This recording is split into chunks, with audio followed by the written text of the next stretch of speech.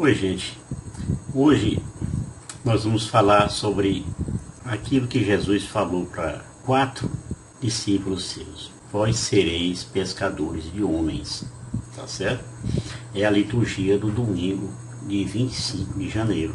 É o 3º ano do tempo comum anual. Pois bem, essas pessoas nem sequer eram assim muito conhecidas de Jesus. Quem tinha ouvido falar de Jesus foi o André, que era discípulo de João Batista, né? E André ouviu de João Batista dizer: eis o Cordeiro de Deus que tira o pecado do mundo.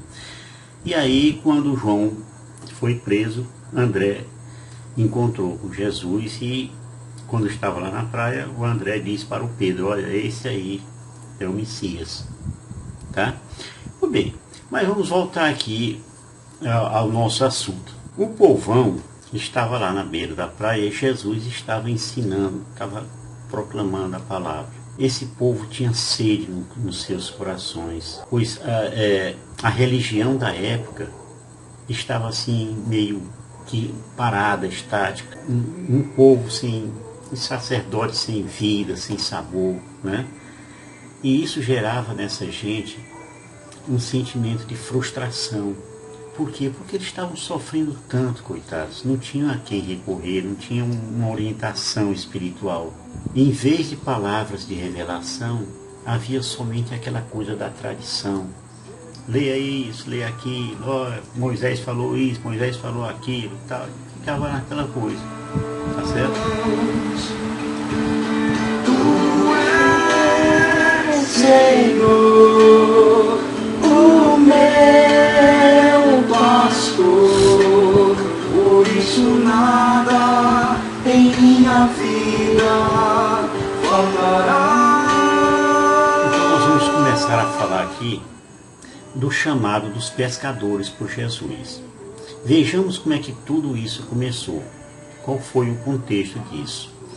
Logo que soube da prisão de João Batista, Jesus voltou para Galiléia e foi morar lá em Cafarnaum, que ficava nas margens do mar da Galiléia, certo? No território de Zabulon e Neftali. E ali ele estava cumprindo uma profecia dita pelo Isaías: no tempo passado o Senhor humilhou a terra de Zabulon e a terra de Neftali, mas recentemente cobriu de glória o caminho do mar, do além Jordão e da Galiléia das nações.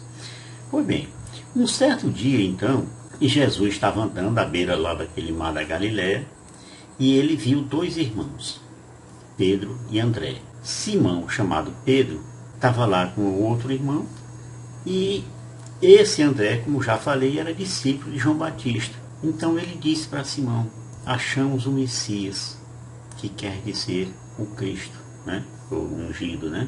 Os 2 estavam ali já lançando as redes ao mar, pois ambos eram pescadores de peixes, né? E Jesus disse para eles: segui-me e eu vos farei pescadores de homens. Aí logo que eles ouviram isso, deixaram lá suas redes lá e seguiram Jesus, né? Então Jesus, já acompanhado de Pedro e André, andaram um pouco mais e na margem do lago eles viram outros 2 irmãos, Tiago, filho de Zebedeu, e o seu irmão João, que se tornou João Evangelista, né? Tem o Evangelho de João. Eles estavam na barca lá com seu pai Zebedeu, consertando as redes. Jesus os chamou e eles não contaram conversa. Deixaram a barca lá com o pai e tudo e passaram a seguir o mestre. A partir daí, os 5 passaram a andar por toda a Galiléia, ensinando nas suas sinagogas, pregando o evangelho do reino e curando todo tipo de doença e enfermidade do povo. Vamos falar aqui da questão do sábado, o Shabat, né? Embora o Shabat seja um dia de descanso, no contexto do 1º século, os pescadores como Pedro trabalhavam para sobreviver. A pesca noturna normalmente começava após o pôr do sol da sexta-feira, certo? Ou então ocorria entre a noite do sábado para o domingo, porque a partir da meia-noite já não tinha mais nada a ver com o Shabá. Isso aí dependendo da interpretação do início e o fim do dia, tá certo? O Shabá ele serve para evitar a idolatria e reconhecer Deus como o Criador. A pesca, como uma atividade laboral e comercial, seria proibida nesse dia. No entanto, o milagre de Jesus destaca a pescaria de homens como uma missão espiritual, não laboral, superior a todos os outros, né, as outras atividades e que ocorrem no templo de Deus. Além do mais, Jesus é o Senhor também do sábado, como a gente lê. O sábado foi feito para o homem e não o homem para o sábado. E para dizer tudo, o Filho do Homem é Senhor também do sábado. Marcos 2, de 27 a 28. Tá? Vamos explicar aqui por que Deus escolheu 4 pescadores. E quanto a nós podemos também ser chamados. Observando os primeiros homens chamados por Jesus, nós podemos dizer que temos uma imensa esperança de também sermos chamados. Por quê? Porque Deus não se baseia na capacidade humana, mas na disposição do coração dos escolhidos para esta missão. Entenda bem, Jesus não escolheu nenhum líder religioso ou intelectual renomado da época. Ele escolheu somente homens comuns, pescadores, né? Com falhas e limitações, provando que ele, Jesus, qualifica os desqualificados. Essa loucura de Deus foi lembrada por São Paulo quando ele disse: o que é estulto no mundo, Deus o escolheu para confundir os sábios. E o que é fraco no mundo, Deus o escolheu para confundir os fortes. E o que é vil e desprezível no mundo, Deus o escolheu, como também aquelas coisas que nada são, para destruir as que são. 1 Coríntios 1, de 27 a 28. Tá certo?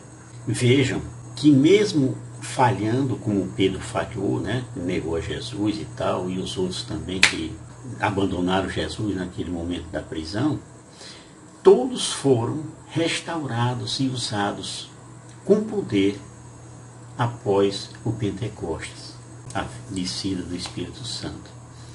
Quanto a nós, leigos e simpatizantes, às vezes somente entusiasmados, né?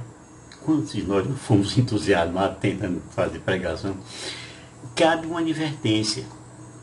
Nós devemos deixar as coisas passadas, os maus hábitos, as amizades antigas, né, dos que preferem seguir a boemia tal, do que viver com Cristo. O fato é que devemos levar nossos irmãos que estão lá nas águas profundas a crerem na possibilidade de um milagre nas suas vidas.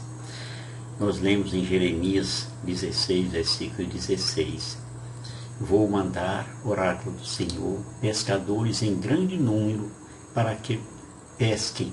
Depois enviarei numerosos caçadores para que caçem pela montanha e colinas e até nas cavidades dos rochedos. Então nós terminamos aqui esse primeiro vídeo. Amanhã você já vai ver o segundo vídeo, outros temas. Espero que vai ser muito bom, tá? Se você gostou, deixe o seu like e se inscreva no canal. Shalom do Pai.